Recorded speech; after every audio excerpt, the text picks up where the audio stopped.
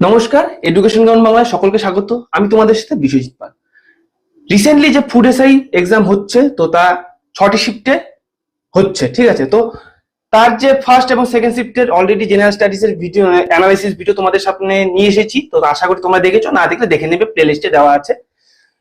আর এই ভিডিওতে তোমাদেরকে থার্ড শিফটে যে আনুমানিক প্রশ্নগুলো আমরা বিভিন্ন সোর্স থেকে কালেক্ট করেছি, তো সেখানে প্রশ্নগুলো নিয়ে তোমাদের সাথে আলোচনা করবো। এতে করে কি হবে, এই প্রশ্ন রিলেটেড যদি আরো কিছু তথ্য থাকে সেগুলো তোমরা দেখে গেলে আপকামিং এক্সামে তোমাদের হেল্প হবে। তো দেখো, আমরা কিন্তু পুরোপুরি যেহেতু হাতে প্রশ্ন পাইনি, যেহেতু প্রশ্ন নিয়ে বেরোনো নিষেধ ছাত্রদেরকে, সেই কারণে কিন্তু আমরা হুবহু প্রশ্ন দিতে পারছি না, ঠিক আছে। হুবহু প্রশ্ন দেওয়া সম্ভব নয় এবং অপশন দেওয়া সম্ভব নয়। তো কি রিলেটেড কাছাকাছি আমরা প্রশ্নগুলো দিচ্ছি। তো দেখো, প্রথম প্রশ্ন যদি আমরা বলি, প্রথম প্রশ্ন বলতে আমরা তো এই প্রশ্ন বিভিন্ন সোর্স থেকে এনেছি, তো সেই কারণে প্রশ্ন আগে পরে হবে, তো তোমরা খালি শুনে নাও, ঠিক আছে। তা প্রথম প্রশ্ন যদি বলো যে বেদে ফিরে যাও কথাটি বা উক্তিটি কার? বেদে ফিরে যাও উক্তিটি কার, ঠিক আছে না?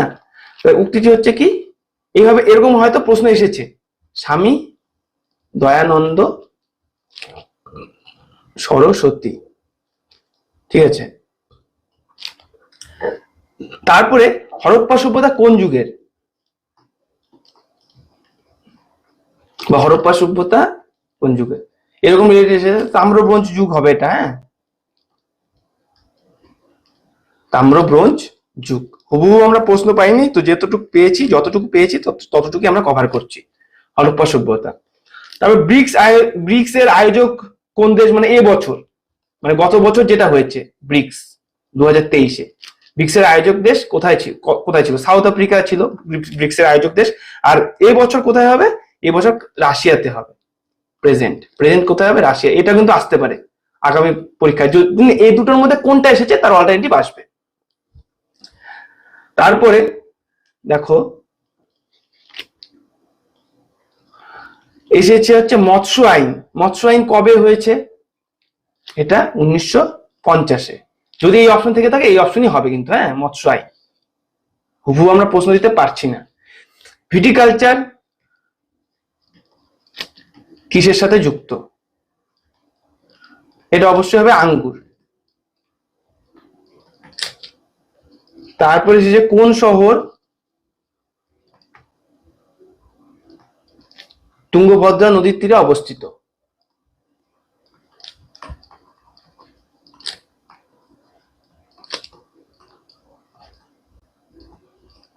এটা কি হয়ে যাবে? তুঙ্গভদ্রা নদীর তীরে বিজয়নগর। তারপরে রূপার সংকেত এসেছে, রূপার সংকেত, এটা হয়ে যাবে এজি। তো এই প্রশ্নগুলো এসেছে, আরো এসেছে, তোমরা দেখো। তারপরে এসেছে পাল বংশের প্রতিষ্ঠাতা, পাল বংশের প্রতিষ্ঠাতা, এটা কি হয়ে যাবে? Gopal.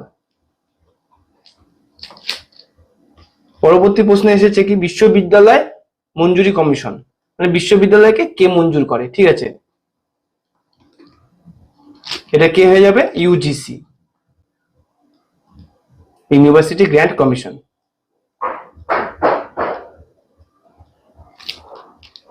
UGC, university grant commission, বিশ্ববিদ্যালয়। তারপরে দেখো, তীর্থঙ্করকে কি বলা হয়? তীর্থঙ্করকে জৈন ধর্মগুরু বলা হয়।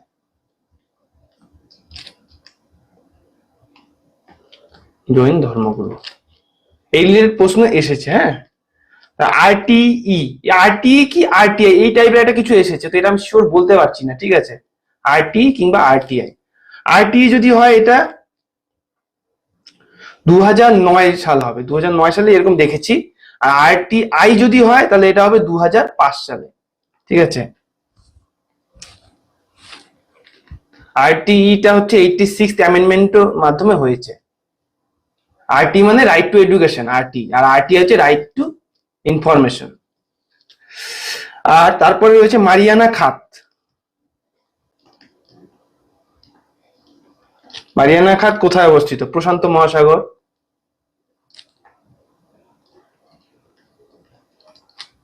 মহাসাগর, আর সেটা হচ্ছে কি গভীরতম খাত। ঠিক আছে, গভীরতম খাত, যেটা অপশন এসেছে সেইভাবে এই রিলেটেড প্রশ্ন এসেছে, হুবহু বলতে পারছি না যে এরকমই এসেছে। ব্লু ওয়াটার পলিসি,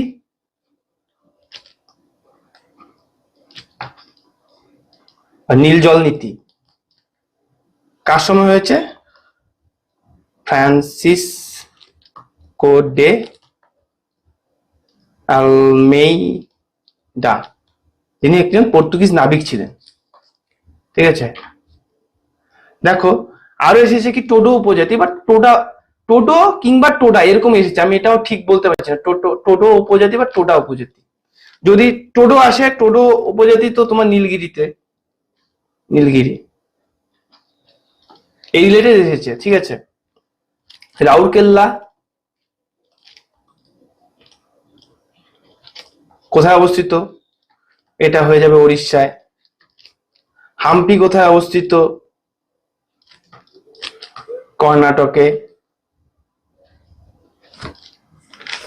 তারপরে এসেছে মনে করো রামধনু আলোর কোন ধর্মের জন্য হয়? রামধনু আলোর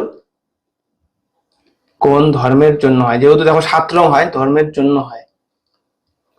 এটা যদি বাংলায় অপশন থাকে বিচ্ছুরণ, তাহলে বিচ্ছুরণ হবে, আর যদি ইংরেজিতে অপশন থাকে কি ডিসপারেশন, ডিসপারেশন যদি থাকে, এটা দুটোর মধ্যে একটা অপশন যেটা আছে সেটাই হবে রামধনু। ঠিক আছে,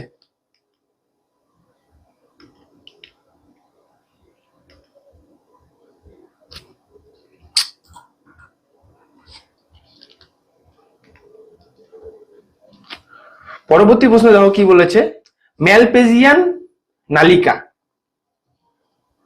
ম্যালপেজিয়ান নালিকা এটা কি? মতলব পতঙ্গের রেচন অঙ্গ, রেচন তন্ত্র বা রেচন অঙ্গ, মেনলি আরশোলাতে দেখতে পাওয়া যায়। এরকম অপশন থাকলে এটাই হবে। ঠিক আছে, সত্যমেব জয়তের সাথে রিলেটেড একটা প্রশ্ন এসেছে, সত্যমেব জয়তে। তো আমি আইডিয়া করে বলছি, যদি কোন উপনিষদে পাওয়া যায় এরকম যদি আসে, তাহলে কিন্তু মুন্ডক উপনিষদ হতো।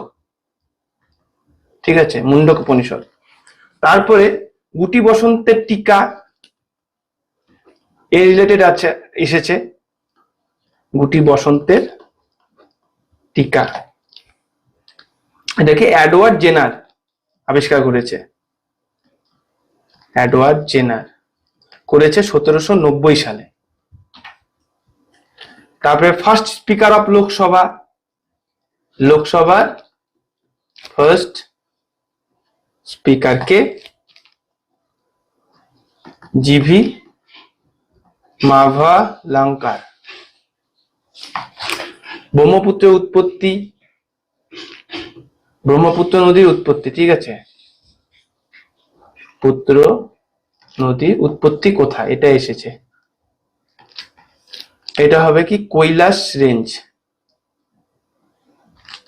কৈলাস রেঞ্জ হিমালয়, হিমালয়। আর যদি অপশন জায়গার নাম থাকে তিব্বত। ঠিক আছে, আর ব্রহ্মপুত্র হলো, আর যদি এসে ব্রহ্মপুত্র রিলেটেড এরকম যদি এসে থাকে, ব্রহ্মপুত্র নদীর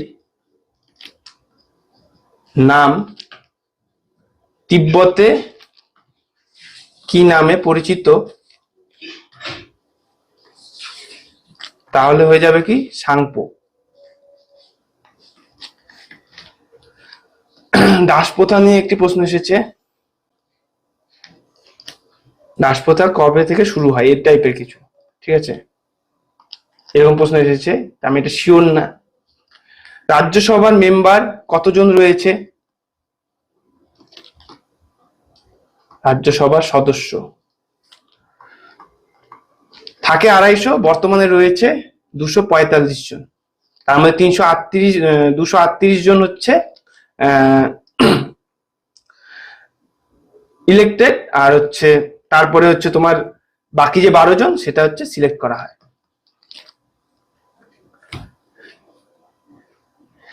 কিডনি নিয়েও একটা প্রশ্ন এসেছে, কিডনি। ঠিক আছে, কিডনি নিয়েও প্রশ্ন এসেছে, এটা কিডনি হয়তো কিডনির কাজ কি টাইপের কিছু এসেছে। Asiatic society, Asiatic society, William Jones, William Jones 1787 সনে এশিয়াটিক সোসাইটির উৎপত্তি হয়, আর সে কয়েকে উইলিয়াম জোন্স, এই টাইপের প্রশ্ন এসেছে। তারপরে এসেছে দেখো এরকম একটা এসেছে আর্টিকেল, সংবিধানের নিয়ে আর্টিকেল 32-এ কি রয়েছে, এটা কি রয়েছে, কনস্টিটিউশনাল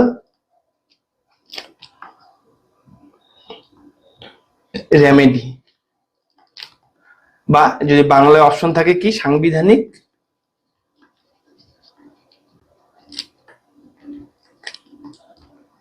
প্রতিবিধানের অধিকার, যদি এই অপশন থাকে তাহলে এটা হবে। তো এগুলো, এই প্রশ্নগুলোকে আনুমানিক দিলাম, 35 থেকে 30-35 খানা প্রশ্ন আছে, তো সমস্তটা দেওয়া সম্ভব নয়, সব প্রশ্ন পাওয়াও সম্ভব হয়নি। তো আশা করি তোমাদের এই প্রশ্নগুলো থেকে হেল্প হবে আপকামিং যে শিফট গুলো হচ্ছে। তো তোমরা পড়ো, এর রিলেটেড আদার্স প্রশ্নগুলো পড়ো, সংবিধান পড়ে যাও, সংবিধান থেকেও প্রশ্ন আসতে পারে।